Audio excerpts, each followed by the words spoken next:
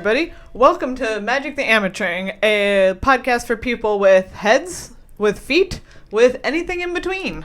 This is episode 197, which is nearly 200, but not. It's 3 off. 3 away from Big 200, and not to tease it too much, but it's going to be one spoop of a show. 4 if you count this episode and episode 200.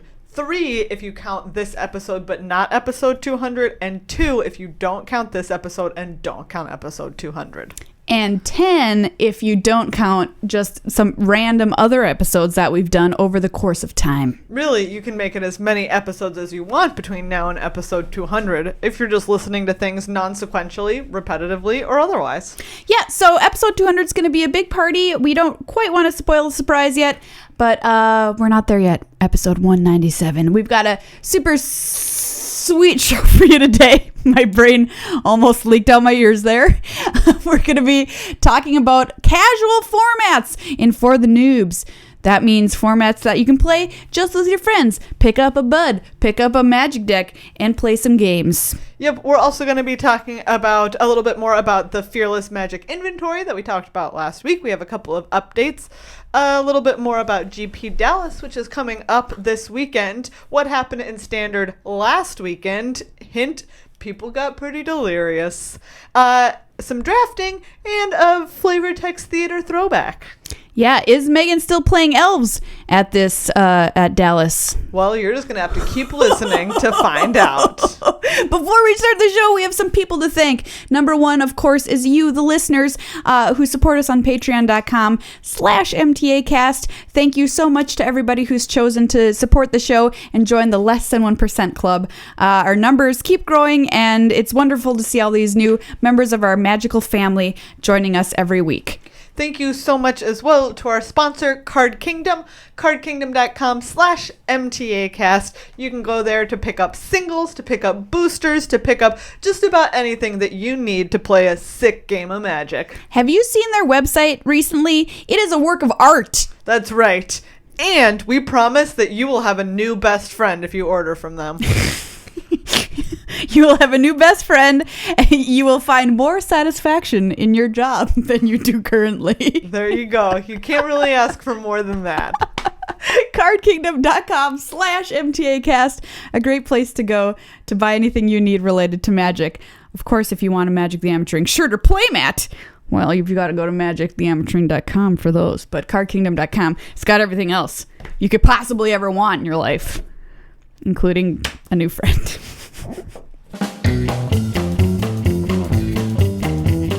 For the Noobs, casual formats. Hey everybody, this was one of the topics suggested by Patreon supporter Kirill Kogan. Thank you so much. So he asked us to talk about any and all casual formats or ways to play Magic that aren't at a tournament or other sanctioned event. Are you sick of Standard breathing down your neck and saying, play me? Are you tired of Modern showing up in your backyard with a boombox asking you to take it back? Are you sick of Draft texting you at 3 a.m. saying, are you up? ? Man, are you just so over Legacy? You know, just calling you and then pretending to be someone else just so they can hear your voice? Are you sick and tired of Vintage contacting your parents and saying, wasn't I a great partner? If you answered yes to any of those questions, 1, you might have legal recourse. 2, we've got some casual formats for you. Yeah, so there's a bunch of formats that you don't see in sanctioned play in Magic, and you've probably played some of them. Some of them you probably haven't. So we're going to go through a whole bunch of them and just kind of give you a lowdown on what's what with some of them. Yep. So the first one is EDH or Commander, which we have talked about before. There are lots of lovely podcasts and websites and other things dedicated to the art of Commandering. And it is an art. It really is. It's 100-card singleton multiplayer format that you can have politics. You have a commander and a command zone. You have, all sorts of other things. So Commander obviously a great choice. Conspiracy, which is the draft option of Commander, where you can draft and then have a multiplayer format. So if you love Commander and you love drafting, boom, Conspiracies for you. Yeah, so Commander is one that, that we haven't played a whole ton of before, but it's extraordinarily popular. And Commander 2016 is a new product that Wizards just released recently. They'll release new Commander product with new commanders, which if it's a legendary creature, guess what? It can be your commander. Mm-hmm. And some of these new commanders have a bonus in that they have partner on them, so you can have 2 commanders if both of them have partner.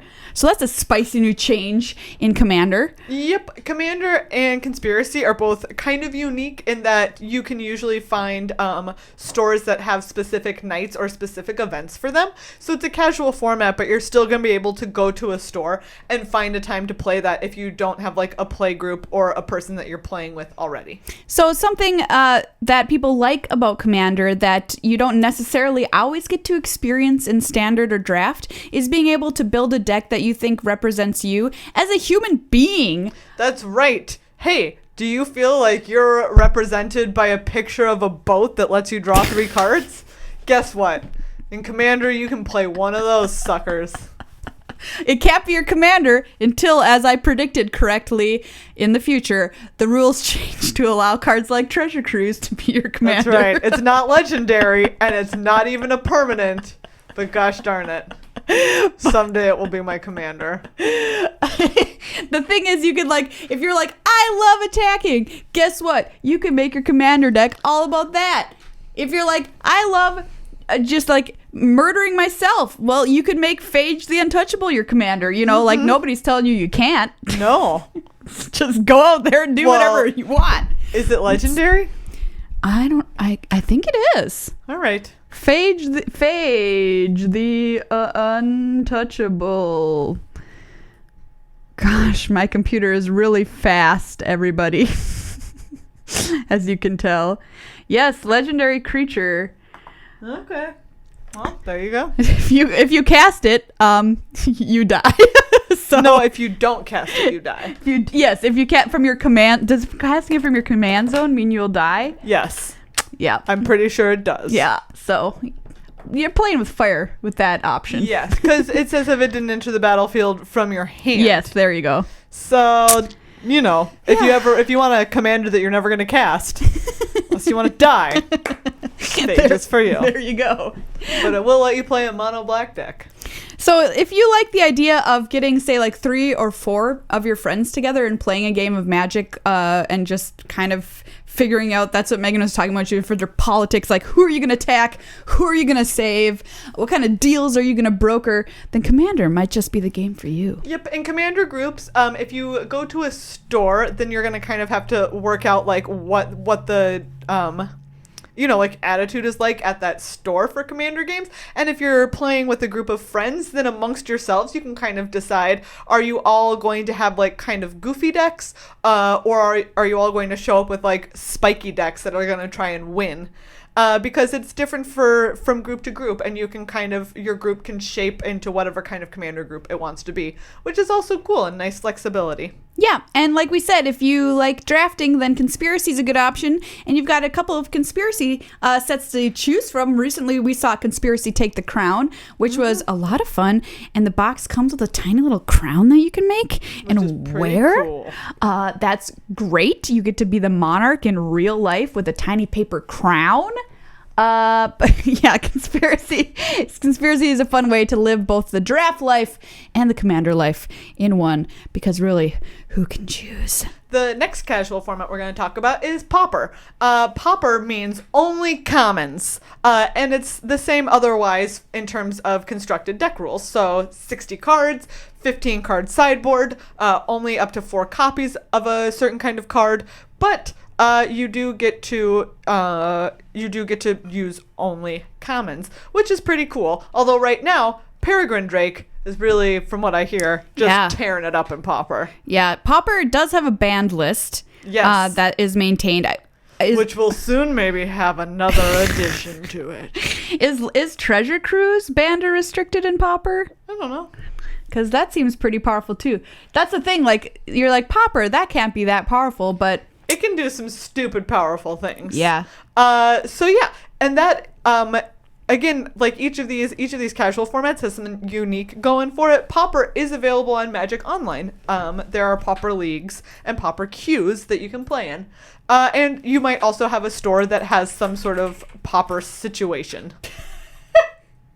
Pauper, come on down. So you might also have a kingdom that has a Pauper situation. Pauper. In which case you need to take it up with, what the ruling class. A pauper situation. Of course, I would probably be someone who would frame a pauper situation as more of an aristocracy situation. Yeah, this sounds like the French So- Revolution, a pauper situation. Yeah. So yes, Treasure Cruise is banned in Pauper. Well, figures. Yeah, they just don't want us to have any fun. Grape Shot also banned because that seems like it could get broken really, really quick. Cranial Plating, that's Yep. a common. I didn't know that. Yeah, That's man. banned. So yeah, Empty the Warren's Storm as well. So there are cards that are banned. So Pauper is a format that is being groomed, as it were, to maintain its integrity and still be fun for everybody to play. Yeah, and people do get competitive about Pauper. It is a format that is played competitively. Again, there are like leagues online. You can find events in stores. So if you don't want to invest just like an absurd amount of money in a deck, but you are still consider yourself like a spiky player and you want to go and try and win things, Pauper might be the casual format for you, man. Yeah, and if a card notably is uncommon in one printing and common in another printing, you can still use the common It printing. counts. It counts. So yeah, Pauper, Tolarian Community College, where you are watching this video right now, if you're watching it with your eyeballs, has lots of great Pauper videos and some deck techs for you if you're interested in getting into the format. Yeah. Now we're getting into some limited casual formats, which is obviously right in our wheelhouse because we are all about the limited, yo. Yeah. First of all, we have Pack Wars, which we haven't played in ages, but we used to play all the time. Oh my God! Now Pack you want Wars to are great, man. I want to play Pack Wars now. Yeah, so Pack Wars is just where you and your friend have each a pack of cards. You crack it, you shuffle in some lands, and then you play. And you play. Then you play. It's really easy to deck yourself. You want like what is it? 4 of each land? Is it? I think it's Or is it 3 or 4? It's I one of the don't two. remember off the top of my head. Here's a tip if you're playing Pack Wars. You want to be on the draw, number 1. Yeah. Because getting out fast and early is not necessarily what you're going to be able it's to do. 3 of each basic land. Okay, 3 of each basic land. You want that extra card, big time.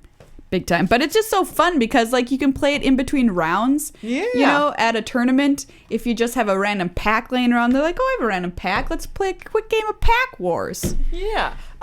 If you are looking to get like the experience of draft, but you only have one other person that you're playing with, you can always try out a Winston draft.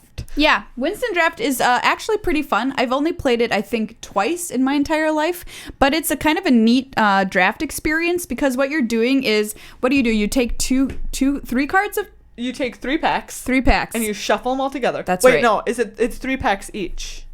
So it's 3 packs each. You shuffle them together, so it's 6 packs total. Okay. And then you put them into piles. Yes. Oh man, it's been too long. Yeah.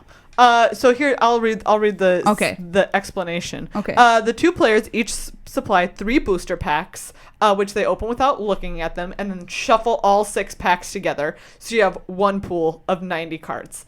And then you decide who will be player A and player B through a die roll. So player A drafts first, and then player B gets to choose whether they want to play first during the games. Yeah. So yeah, to begin drafting, player A sets the top 3 cards from the main pile in 3 stacks face down on the table without looking at them. Player A then looks at the card in the first pile and chooses either to draft it or leave it. If they draft it, then they replace it with the top card of the main stack. And if they leave it, then the top card of the main stack is put on top of it, making a 2-card pile. And then you repeat the process with the second pile and then the third pile. Yeah. And then you just keep going. Then you've got some decks, and sometimes a pile will end up being huge, and you just get like 1 billion cards from it. But sometimes you don't want those 1 billion cards because they're all bad. They're all just a pile. It's a literal pile. So if that explanation was confusing, which I would understand, you can also just Google Magic Winston Draft, and you can get some more clear explanation and rules surrounding that format. But again, if you want a fun drafting experience and not just a play experience for limited, but with only one other person, that's a pretty sick way to go. I just gave you your next date night. You're welcome. A glass of wine and a Winston Draft. What more do you need? You know then, obviously, we also have Cube. There are 1 billion types of cubes. Literally. Everybody, you can go to Cube Tutor and look at the 1 billion different types of cubes that people have made. They range from like pauper cubes, which is like all commons. There are like uncommon cubes. There are crazy powered cubes. There are unpowered cubes. There's like block cubes. Basically any kind of cube, because in the Magic world, it doesn't just have 6 sides. It has as many sides as you want it to have. I remember first learning about Cube because Cube is something that you can play on Magic Online, and they have things like the Holiday Cube, which is a powered cube that comes out around the holidays, and it feels like a present because you can play with a Black Lotus if you happen to have one. Yeah. And all sorts of power. But I didn't know what it meant, and so in my head I was thinking of a bunch of cards like literally in a cube, like they were in a box and they were pressed down. I don't know what I thought, but it was not what. That's not literally not what. It's not a cube. No, I mean you might keep them in a box shaped like a cube. Is that why it's called Cube? I don't know why it's called Cube. Maybe the first one was kept in a square box. We'll just say that it was. Yeah, let's just say that's what it is. It was a cube. Which is how it got its name. A literal cube. So you can try building your own. Again, there are websites that can help you out. Like if you have no idea where to start, you can check out Cube Tutor, which has a whole bunch of different kinds. Or, just like you can always build one that's like your favorite set recreated. So if you really loved triple Innistrad or triple Shadows over Innistrad, you can make a cube that's modeled off of that. Would you make a cons cube? Would that be your cube? I would make a cons cube. That would be fun. It would be great. We have an episode with Judge April King passed on our show. That was kind of like, I don't know, like a year ago maybe at this point. But she talks all about designing cubes because her cube is very epic, totally tricked out. It's beautiful. It kind of talks about where to start with when you're building your first cube. So you can go back in our archives, magictheamateuring.com, and we have a search function at the bottom of the page and just type in April or cube, and you'll probably find that episode. Meghan wrote an article on dailymtg.com, which you can search for, which is like some really awesome cubes that people have made. Oh, some sick cubes, man. Oh, there's some an Innistrad one cubes. That's like set up to be like a zombie killing case. And the zombie vampire killing case, which is really kind of cool. Yeah, it's so good. And that's awesome because it's something that you can get out. And if you like drafting, you can have the experience of drafting over and over again. But with a set that you really love playing, or, like a style or synergies that you really love playing. And cube's never done, Somebody's cube is never finished. It is an ever-evolving creature. Darwinism embraces the cube. Just keep finding new cards, putting them in, perfecting your cube as you go. Just keep returning to that island and laying your turtle eggs. If anybody out there has a turtle-based cube, send us a tweet.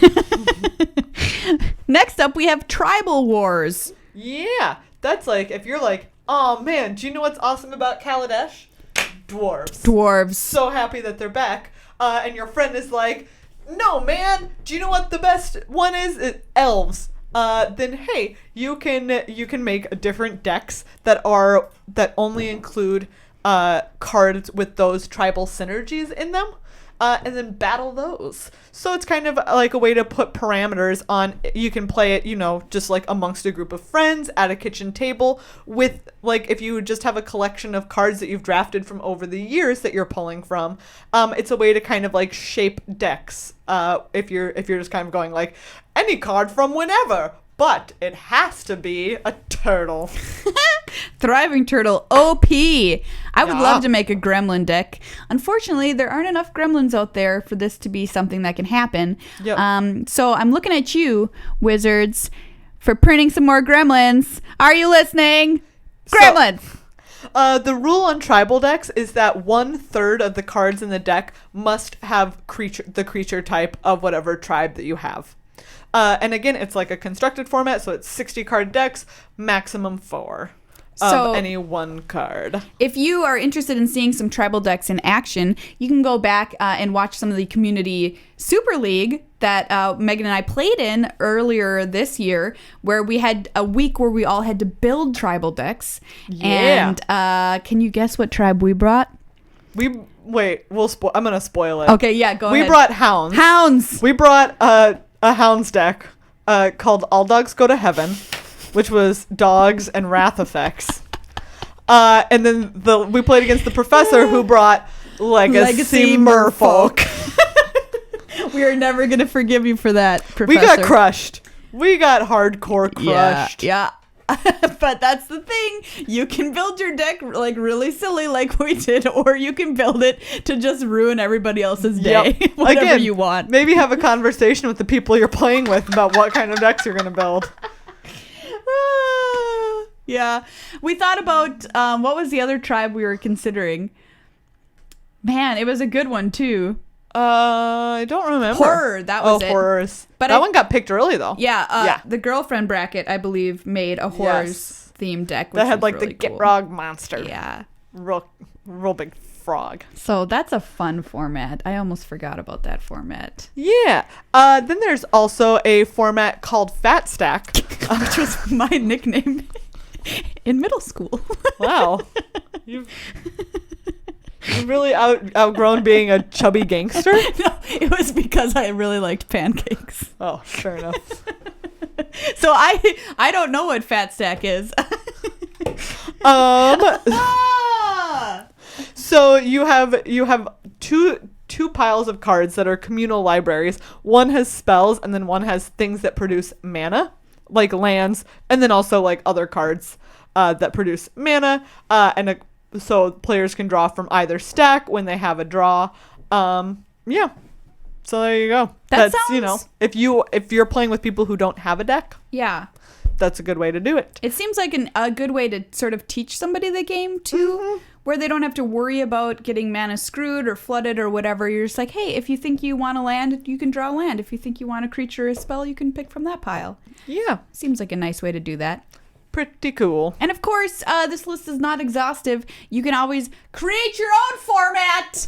Yes, you can. One of the things that got me thinking about this was I was talking with someone at GP Atlanta who was talking about when they started playing, like their friend just had a dresser full of cards. That way. That's a good point too, because in Commander or Conspiracy Draft, for instance, or any kind of multiplayer game, you can amend your own rules. Commander does have a set series of rules, but you don't have to play by them. You can say, ooh, we're going to make up secret teams, and these teams can only attack each other in Commander. Or you have to, like Megan said, only attack the player to your left, or whatever. Like, you can change it to suit you. That's the beauty of casual formats. Which is to say, also, you can make up, the same thing goes for, like, the pool of cards that you guys are going from. Maybe you're just like, hey, let's build 60 card constructed decks, but we're only going to use cards from Time Spiral and M15. Yes!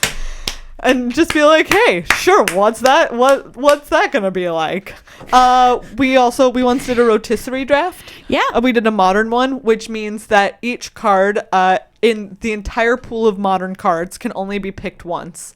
And it goes back and forth across the rows. So you have a spreadsheet. And the names of however many people are doing the draft across the top. And you go left to right, right to left, picking cards. Yeah, I remember that rotisserie draft.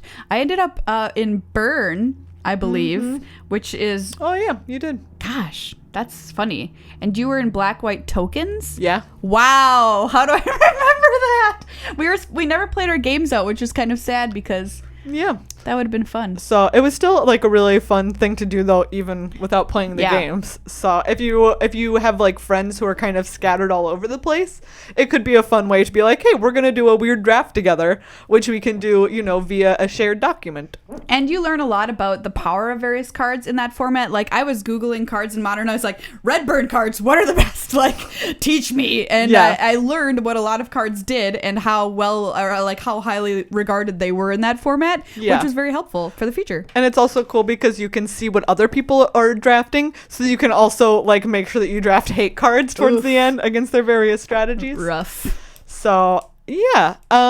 And if you Google casual Magic formats, there's a big article on the Wizards website which details, it's literally something like over 20 casual formats. So if all of these you were like, no, not quite me. No, that's not me just yet. Like picking a flavor of ice cream. Hey, go on there. Maybe that's where your flavor is waiting for you. You could also just take a pack of cards, open it, and throw them all over the floor and play 15 card booster pickup.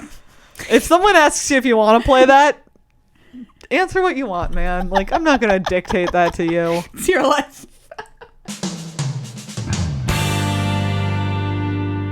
Fearless Magic Inventory Update. Hey everybody, last week we talked about our Fearless Magic inventories as popularized by Sam Stoddard in 2007. And I was just, like, as I was thinking about it this past week, we also had a Magic the Prothering interview with Andrew Brown, which you should 100% go and listen to. It's super great. And at the end, he reverse interviews us. Yes! Which was unexpected, but super cool. And during that, I talked about how I really actually, he asked something along the lines of like, hey, do you guys ever want to be on the Pro Tour? Yeah. And my answer was like, honestly, I don't know if I think about it because I know, like, baseline, I'm not giving myself nearly enough opportunities to play competitive Magic. So it's like, if you're playing like 2 Grand Prix a year, like the answer is like, no, you're never going to be on the Pro Tour because you're not giving yourself enough opportunities to succeed. So I added that to my list of Fearless Magic inventory. I don't give myself enough opportunities to play or succeed at competitive Magic. Yeah, and I think that's a good one because you've got to really, besides making this list and checking yourself before you wreck yourself. And checking it twice. Oh, knowing God. which things on your list are naughty or nice. We're past Halloween. It's time now, isn't Yep. it? Oh, God. Oh, God. Let us have Thanksgiving.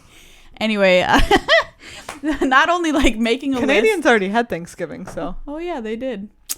All right, Canadians, it's Christmas for you. I don't know what else to tell you. You got the short end of the stick on that one. Yep. Besides just making a list and being like, oh, these are things that I need to work on, it's good to have actionable items. So in that interview with Andrew Brown, Meghan kind of realized, oh, what I need to do is actually, if I want to put some of these things into practice and hit some of these goals that I've made for myself, I need to play more competitively more often. So that's the kind of the second step in making your list, trying to refine yourself and your play style based on what you've put down, and then taking action or giving yourself the best opportunities to be able to put these things into action that you want to improve on. Mm-hmm. Okay. And so that actually kind of dovetails into just like the quick GP Dallas prep update, yeah. Which is, yes, I'm still playing Elves. I love it. It's a lot of fun. I don't know if it's going to be good in the meta just because it's very hard for me to like get a handle on that. But one of the things that I had talked about in my inventory was I don't know metagames well enough. Yeah. And I don't ever sideboard well enough or have a good enough sideboard plan. So to work on those two things, this week leading up to the tournament, I've been spending time going through each of kind of like the top 20-ish deck lists in Modern and writing down cards from each one that I know are problem cards for me specifically in a matchup. And then writing down my sideboard plan for those matchups based on those problem cards and based on what I think they might be bringing in out of their sideboard. So can you, for instance, look at a list that you've made about sideboarding? Yes. Between games? Yes, you can't look at it during a game, but you can look at it. You can't look at notes that you've made prior to the game starting during a game of Magic. Okay. But between, you could look at a sideboard list. Yeah, so that's when a you're that's a sideboarding. great idea to kind of help out if you're in a pinch and you're like, I can't memorize all this. So those are my 2 actionable items that I'm working on. So one of the things that I said, that I mentioned when we were doing our Fearless Magic inventory, things to improve on, was that like I play too fast. And then when we were talking to Andrew Brown, when he mentioned, oh, do you think you could make the Pro Tour or you'd ever want to be on the Pro Tour? And go and listen to the interview for what we said for the full thing. But something that I said was I play a lot of Magic, but I don't play it seriously enough. And I think part of what I meant when I said that is that I'll go online and I'll just like throw away like 5 games. Yeah. Like I don't take it. I'm just like, what am I doing? I'm going in there, I'm drafting, I'm like picking these cards, I'm making like a stupid deck, which is fun to make a stupid deck sometimes. But like, you know, I sat there and I was doing this the other day. I was like, this is exactly what I was talking about. Like, I'm not paying enough attention to it. I'm playing like a derp head. I'm doing something else while I'm playing Magic Online. I'm not concentrating. So, like, I think doing that sometimes is totally fun, totally fine because you're just having fun or whatever. But if you want to get better, like, that was an example. And I stopped and realized as I was doing it, like, this is why you're not getting better, because you're just treating it like you're throwing a pair of dirty socks in the laundry instead of you're laying out the prom dress outfit. It's a really bad metaphor, but it's too late. I already said it. So yeah. What are you most terrified of facing in Dallas, Megan? Grixis control. Any form of Grixis, actually. That deck wrecks me. Hardcore. Electrolyze, just a heck of a card. Yeah. Against me. Deal 1 damage to 2 different things. Yep, you can kill 2 creatures. It's just gonna happen. What about like Dredge? You know, I've played it versus it again. I've played against it a lot online, and it is difficult and it's challenging. But I think, like, I wouldn't, sitting down across from a Dredge player, I wouldn't be like, oh crap, I definitely can't win this, which is kind of how I feel sitting down across from Grixis. It's like, it's a very slim margin that I have to win this. And Dredge, I'm like, do you know what? If I play well and I draw at least medium to medium well, like, I can do this. I can win it. This is something I always think when I sit down across from players, is that their hand is always better than mine. I always think that, say I have a good hand, I don't think this, but if I have like a crappy hand and I'm like, should I mulligan this? I'm not sure. I'm like, I know my opponent's hand is just all gas. It's perfect. Well, if whatever. It's all gas, that's bad. Half gas, half 2/3 gas. Anyway, and like the truth of the matter is, sometimes their hand just stinks just as bad as mine. Yeah, that's very true. I don't know what I'm trying to say here, but like, just because you have a bad hand doesn't mean you're gonna lose. Yeah, that's it. Or just because you sit down at a matchup that's particularly bad for you doesn't mean you're gonna lose. Like, I think I get defeatist sometimes.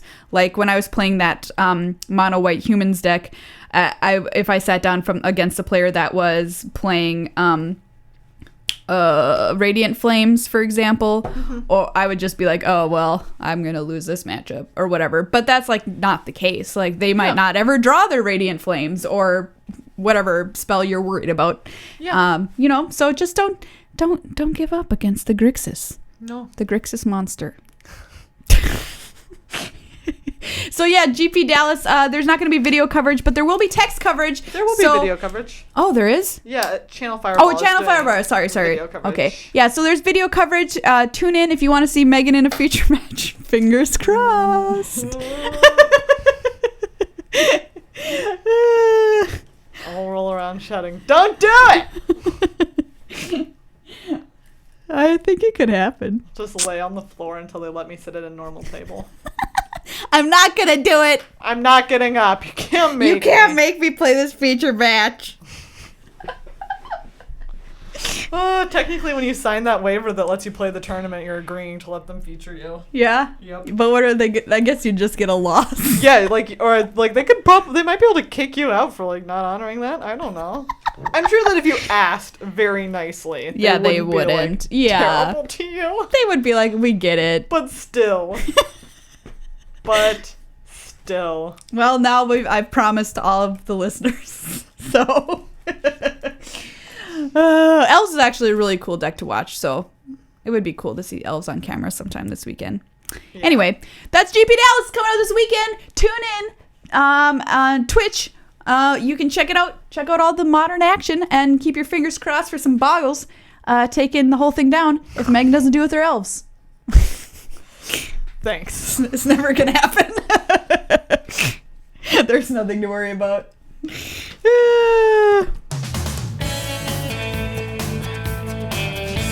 So while GP Jealous, while GP Dallas is this coming weekend, this past weekend, there are another series of GPs in Warsaw and Santiago playing Standard.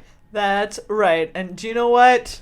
There were 4 copies of Black Green Delirium in the top 8 at GP Santiago. Boo. So, if you're going to a tournament and you're playing Standard, you better be prepared to beat it. Yeah, Delirium's the real deal. Yep. It can cast some Emrakuls and make you real sad. So in Santiago, we also had a copy of White Blue Flash, a notorious spell queller situation going on. Boy. We also had Blue Red Fevered Visions. Yeah. Hello, Thermo Alchemist. Hey, buddy, how's it going? That one's pretty sweet. Yeah. I want to take a look at that deck list for a second. And we had a Mardu Vehicles and a Blue Red Colossus. Yeah, Blue Red Colossus. Remember Colossus decks from the PT. Yep. But yeah, this Fevered Visions deck. So a Fevered Visions deck has kind of sort of been around for a little while, like different variations of it. Yeah, it happened at GP Portland in August. There were multiple ones. Yes. And the same one that went on in Europe at the same time as Portland had, I think, multiple copies of Fevered Visions in the top 8. So I'm really happy to see this deck back just because it's really cool. It has a very unique sort of way of winning the game and playing unique cards like Fevered Visions. You know, it's only going to show up in a Fevered Visions deck. It's kind of not one of those cards you just put in a deck. You're like, oh, that's Fevered Visions. I'll put that in there for some value. You got to build around it. So I'm happy to see this here, and you can check out Daily MTG if you want to see this list. It has lots of cheap spells, so that obviously you're able to make really good use of all those extra cards that you're drawing off of Fevered Visions, while hopefully your opponent is getting them all stuck in hand, and then having Fevered Visions burn them every turn. And then it also looks to ping them with Thermo Alchemists and hit them with Storm Chaser Mage, our 1/3 hasty friend with prowess. Yes. And then it has some burn that can either go to creatures or a little bit that can go to the face. And this is an old deck, I should also point out, in that most of the cards aren't from Kaladesh. Very true. But notably, the addition of Chandra, 2 of them. 2 Chandra, Torch of Defiance. And we have a little bit better land situation. There's Spire Bluff Canal, which hangs out in this deck from Kaladesh as well. But that's it. That's it. It's like a zombie coming back. Can't keep Fevered Visions down. Nope. So yeah, that was neat to see. But yeah, Green Black Delirium, kind of the story of the weekend there at Warsaw especially. 6 copies in the top 8 at Wow. Warsaw. They also had a Blue White Flash in Warsaw and a Red Black Aggro. Yeah. Which of these standard decks would you want to play right now? I don't see control decks at the top tables. Yeah. Breaks my heart. What do you call this Green Black Delirium? Would you call this just It's a Delirium deck. Delirium's an archetype right now. Grindy grind fest / cast Emrakul then you win? Yeah, they're like Emrakul centric decks and graveyard centric decks. Yeah. Yeah. Yeah, I'm not getting too excited about playing Delirium deck for some reason. What? You get to put so many things in your graveyard. Yeah, your graveyard's essentially your another hand in this deck. It's like you have a regular hand, then you have a second hand. It'd be like if we had two hands as humans. Wouldn't that be weird? Would. Downright crazy. Unfortunately, we'll never know what that's like. Drat. Oh well. Maybe we can pretend by playing some Delirium. But yeah, Blue White Flash, of course, still in there as well, which we predicted would be the next Coco. Well, looks like we might be wrong. Maybe we're wrong. Black Green Delirium might be the next Coco. What if every week we're like, this is the next Coco? If that happens, what actually is happening is that the format is good. But there's not a Coco. So, which is great. Fingers crossed for that.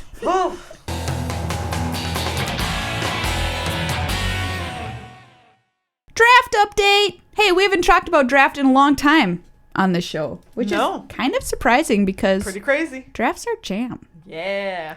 Yeah. I played a green-white draft deck the other day that was no removal spells. I had no removal in this deck. Who needs it? Easy 3-0. But I had Master Trinketeer, which is the one that you can pay 4 to make a servo, but it gives all of your servos and thopters +1/+1. So I would just pay 4 mana and make a 2/2. And I remember there was a game where my opponent couldn't remove this Master Trinketeer, and I flooded so hard, but I flooded to the point where I was making 3 servos a turn. Yes. So I was making 6 power of creatures every turn. Yes. And I still just ended up winning that game.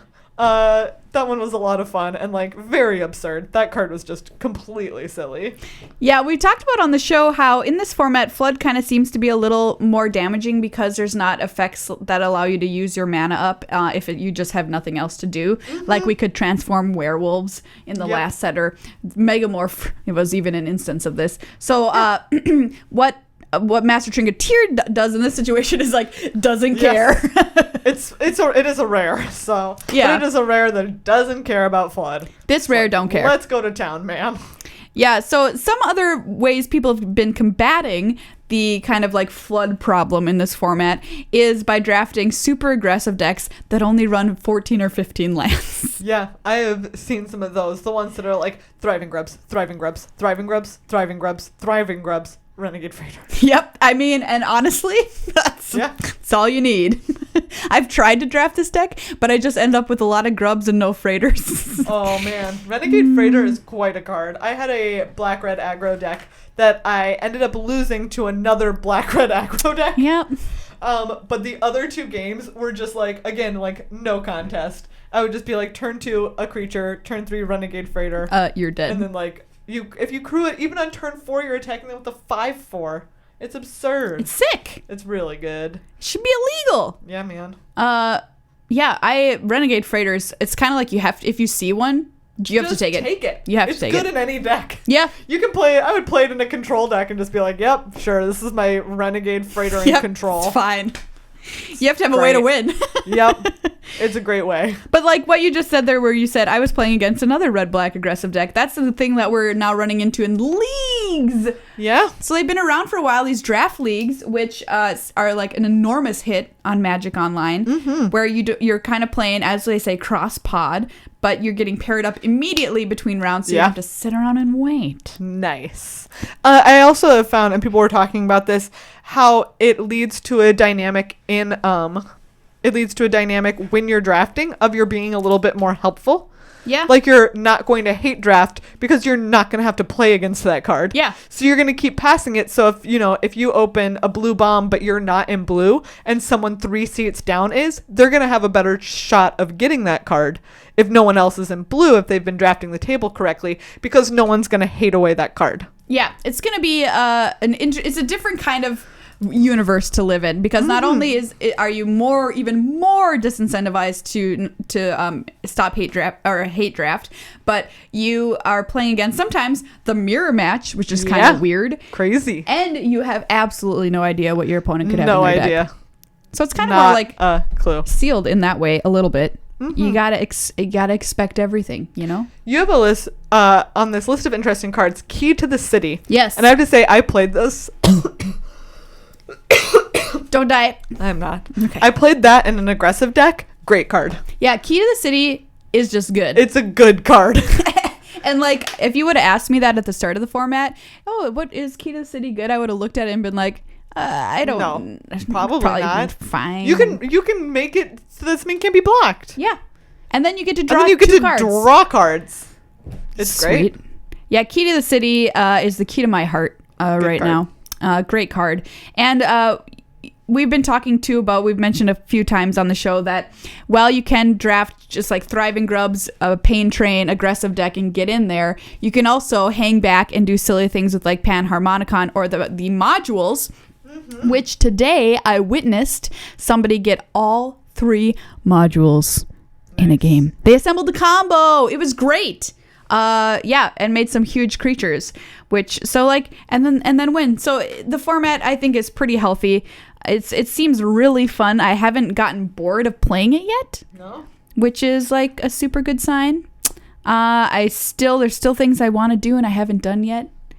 In my life, I still got things on my Kaladesh bucket list, including you gotta check them off before you Kaladesh die. I have never had a vehicle crew another vehicle. What? But why would you?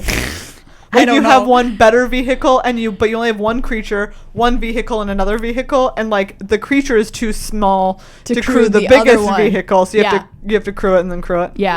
All right, I'll buy it. I want to make the vehicle turducken, as it were. Yeah. And that's all. I have no. Which is Fair enough. I can probably do that. I just need several vehicles in my deck. But the thing with vehicles is that people have come down off of a lot of them.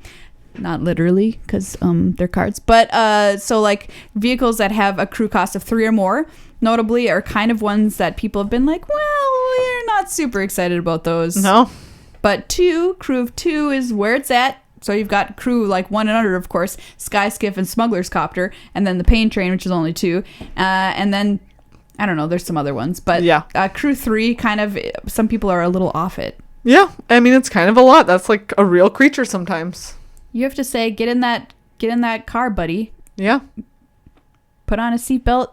You need a booster seat. I was watching Children of the Corn yesterday, and they were not wearing their seatbelts in that car. Of course not. It was the 70s. People didn't have gas. There was a war, and nobody was wearing their seatbelts because life was not as precious as it is today. I don't know. It was just not a thing. It was just like so weird. It took me out of the movie. All I could do was sit there and be like, put your seatbelt on for the love of God.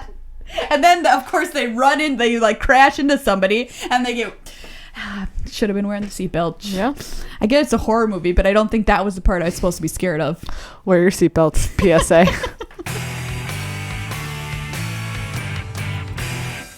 Flavortext Theater presents Flavortext Theater, the original. That's right. Maria is going to crack this Kaladesh booster. She can read only sentences on the cards. That's it. While we try and carry on a somewhat normal conversation. Well, let's just hope there's some good flavor text on these buddies. And by the way, all these cards that we cracked going into the pile for our Patreon giveaway. That's right. Our new one for November. Yep. Because we have some October windows. We have some October windows. We have some October winners, which we will announce at the end of the show. October Windows, by the way, is my new folk album. Yeah. You can listen to it. It's mostly sad. I won't be. Songs with one out-of-tune guitar. I won't be listening. October Windows. Okay. on Bandcamp. All right. Okay, I'm ready. All right. Hi. Can I help you find something in this grocery store? The chasm of years and worlds collapsed.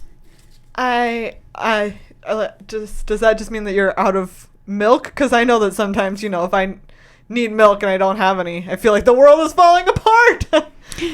A failure is simply another opportunity for improvement. Are you saying that I'm not doing a good job right now? I asked you what you needed, and then I tried to relate to you. So if I'm not doing a good job, why not? All trouble. I am not causing trouble. I'm just trying to help you. I work at this grocery store. What are the odds the two would occur in the same day? The two what? Am I gonna get fired? Cheryl got fired this morning. Does that mean, are you saying that I'm gonna get fired? Can you see the future? Everything has an off switch. Am I gonna get murdered? Was Cheryl murdered? Did they fire her by murdering her? Yesterday's marvels are today's antiques. Oh my god, I did not expect the grocery industry to be so cutthroat. Are you like an outside person that they bring in to fire people? Every angle. What does that mean? You find every angle to get us fired on? What? Tell me I'm fired. Just don't murder me? It's nothing against you. Yeah, but it really, because it feels personal. It feels like you're firing me for a personal reason and a reason why I'm personally not good. It was never really my thing. Firing or grocery shopping? Which one? Part Just wanted to help you find milk. part feline, part primate. Is that what you are? Just wait until you see what I come up with next. Oh god. Are you like a crazy scientist? Are you gonna crazy scientist murder me? Crew 2. The rare from that pack, by the way, Gerper Orrery. Oh yeah. I didn't read this flavor text because, well, no, I did. I said every angle. Oh. Yeah, that was as far as I got because otherwise it made no sense.